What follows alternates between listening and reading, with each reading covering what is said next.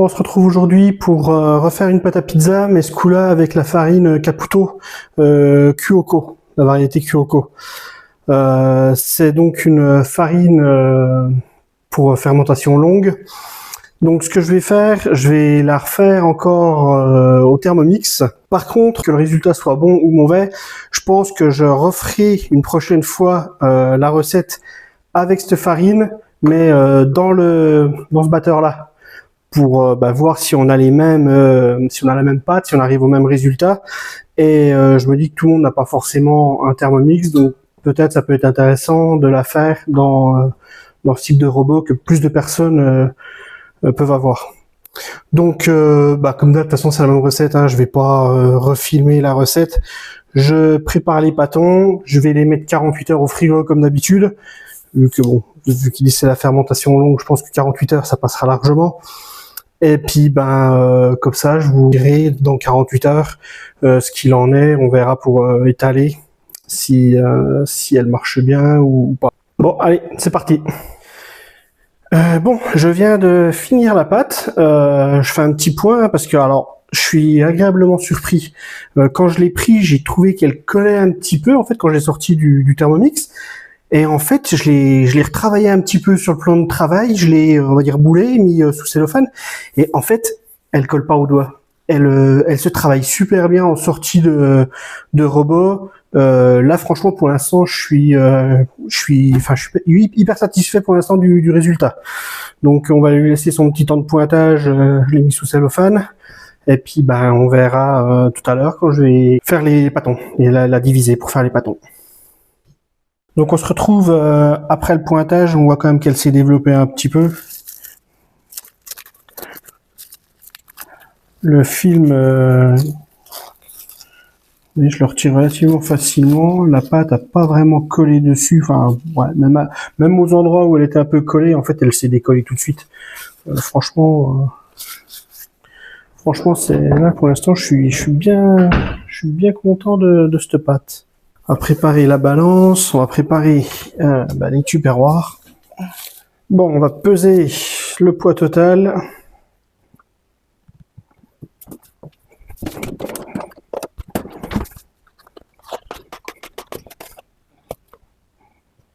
« 853 grammes.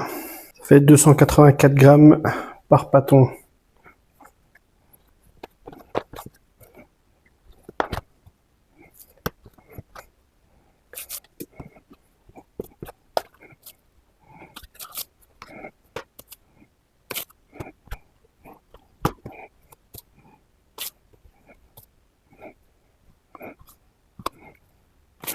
Voilà.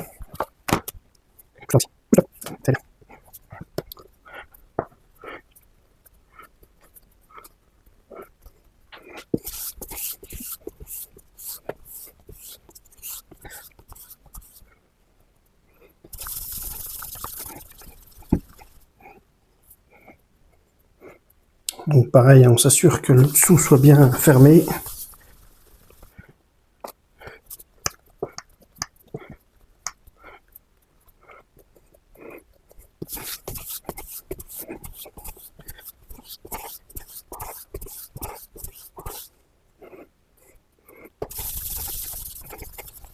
Alors franchement, pour l'instant, elle est vraiment hyper agréable à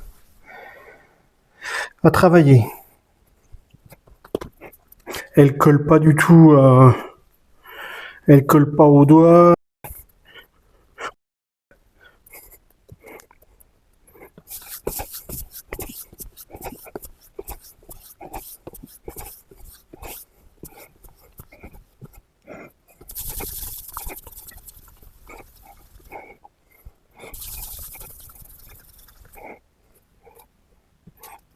Bon voilà, on met un petit peu d'huile hein, comme d'habitude sur le dessus pour pas que ça sèche. On les laissera à peu près 1 heure à température ambiante avant de les mettre 48 heures au frigo.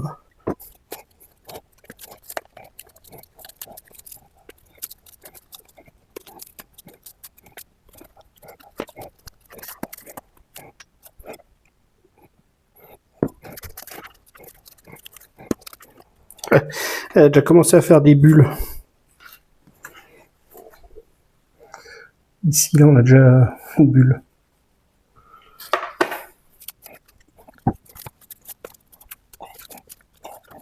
Celle-là aussi.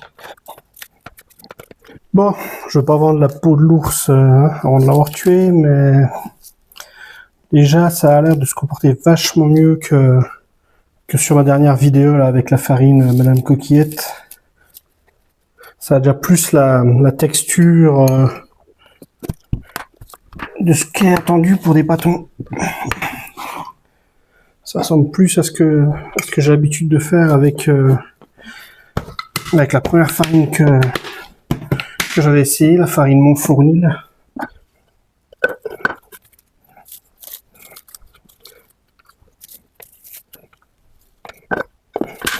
Bon, et ben je vous retrouve dans 48 heures pour étaler les pâtons et puis voir le résultat. Déjà à l'étalage et après à la cuisson. Bon, ça y est, c'est dimanche. Ça fait 48 heures que les pâtons sont au frigo. C'est le moment de vérité.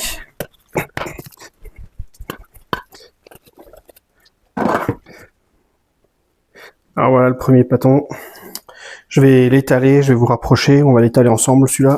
On va en faire un ensemble et après on ira faire la cuisson.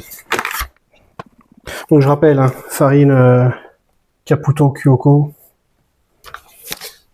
D00.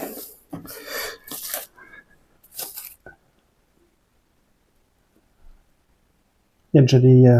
depuis le début, de toute façon, on a des bulles.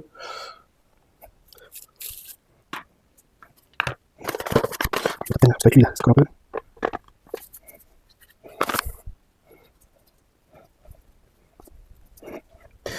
Franchement, elle a l'air de bien se travailler.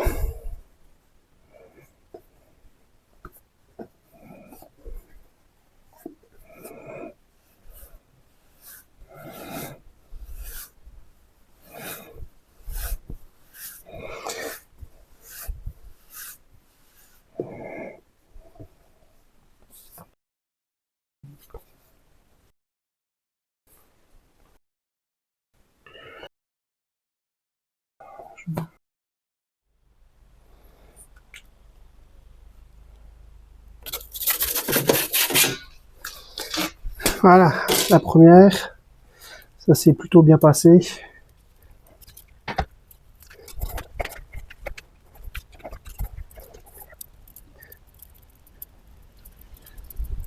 y a beaucoup de gens, j'espère qu'avec le micro ça va aller.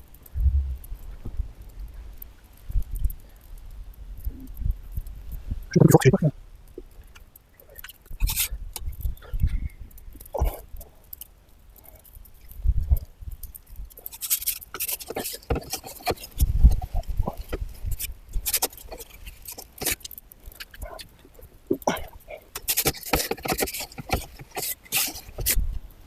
C'est pas la peine d'en monter, j'ai un peu la coupe, mais c'est pas très grave. J'ai peur que la flamme s'éteigne.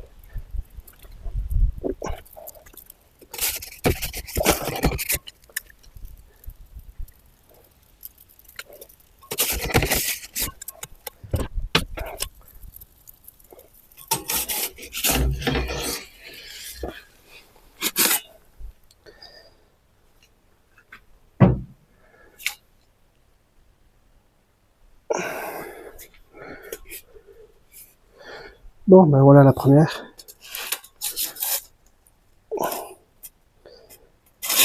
Elle a l'air vraiment pas mal. Allez, deuxième pizza.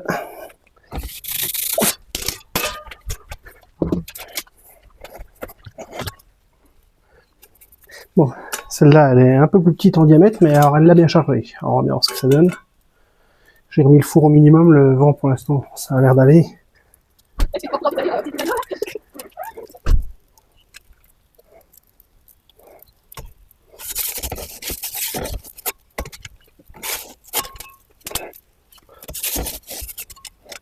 Franchement, cette pâte, cette farine, c'est la meilleure que j'ai utilisée pour l'instant, je crois.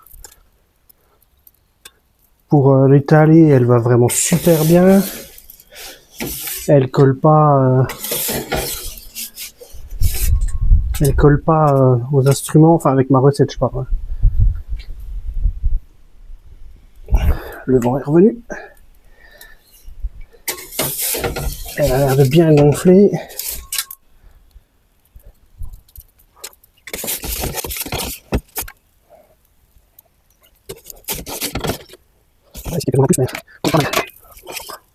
Et voilà.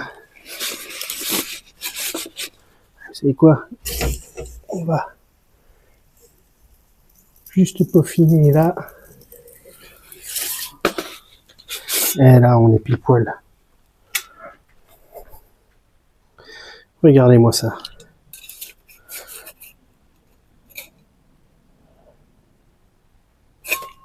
C'est magnifique. Allez, on remet à fond. On va chercher la dernière. Allez, on se retrouve pour la dernière pizza.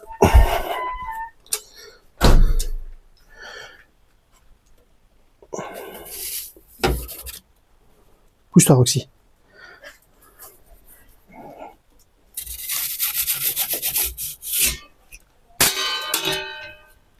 Je l'ai mis un peu profond, celle-là.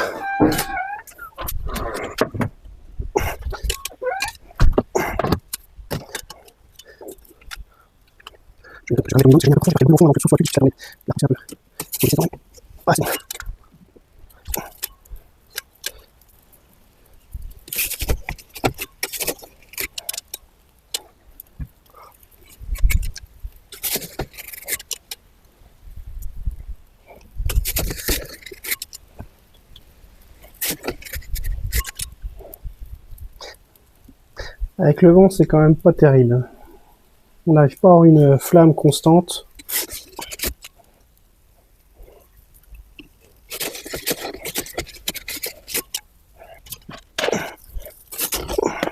Et voilà la dernière pizza.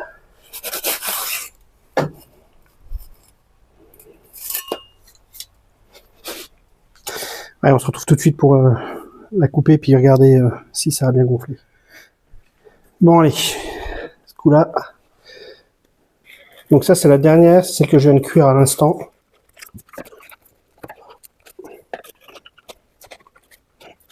Bon, j'ai coupé, enfin ça, en coupant, ça a baissé les bords en fait. Attendez, je vais faire autrement. Alors vous voyez, autant ça a gonflé, mais autant, voilà, c'est pas hyper alvéolé.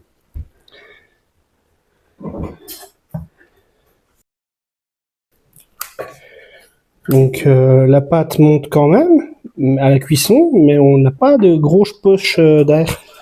Bon, on va quand même déguster et je vous ferai un résumé complet après. On se retrouve pour la conclusion donc sur ces pizzas faites avec la farine Caputo Kyoko. Je vais commencer par les points négatifs, si je peux dire ça comme ça. En fait, il y en a pas vraiment. Le seul défaut qu'il y a eu, et je pense même pas que ça vienne de la farine, hein, c'est comme vous avez vu, la pâte a gonflé, mais elle n'était pas alvéolée. Hein, on voyait pas les grandes bulles d'air. Enfin, la pâte en elle-même, on aurait pu dire qu'elle était serrée. Je pense que soit ça vient de mon taux d'hydratation, soit ça vient de ma levure que j'ai congelée il y a déjà quelques semaines. Donc peut-être qu'elle arrive, qu'elle est un peu timide, un peu en fin de vie, voilà. C'est le seul défaut qu'il y a eu dans les pizzas.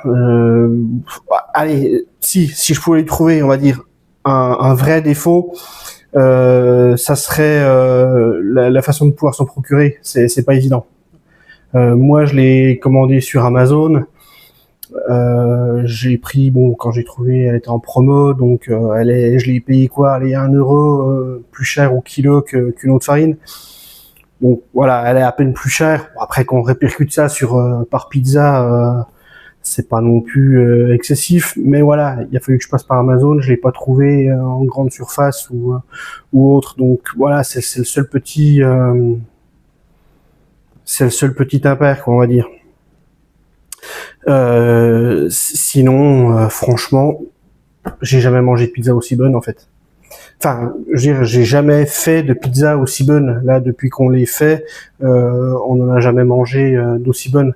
La pâte, même si elle n'était pas bien alvéolée, Elle était pas bourrative, elle était quand même légère, franchement, elle était super bonne. Ça avait un super bon goût.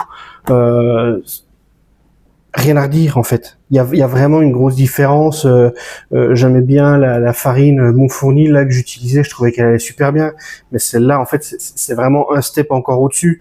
C'est la première fois que je réussis, voilà, à poser la pâte entre mes poings et puis l'élargir comme ça, quoi. Enfin, j'ai jamais réussi. Elle se comporte super bien. Elle se rétracte pas. Elle reste en place, quoi. Elle reste en forme. Elle a pas collé sur la pelle. Elle a pas collé sur la pierre.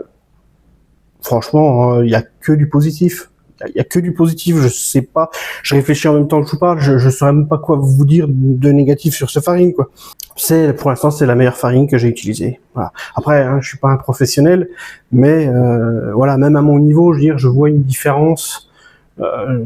Donc voilà, je suis pas étonné que beaucoup de gens en fait parlent de cette marque Caputo, quoi. C'est vraiment de la super farine pour les pizzas. Hein, j'ai utilisé que pour ça. Bon après, ouais, on s'est régalé. Je veux dire, on a mis du reblochon que je vais chercher en Haute-Savoie. Quand je vais chez des amis là, on s'arrête, on ramène du reblochon de Haute-Savoie fait à la ferme.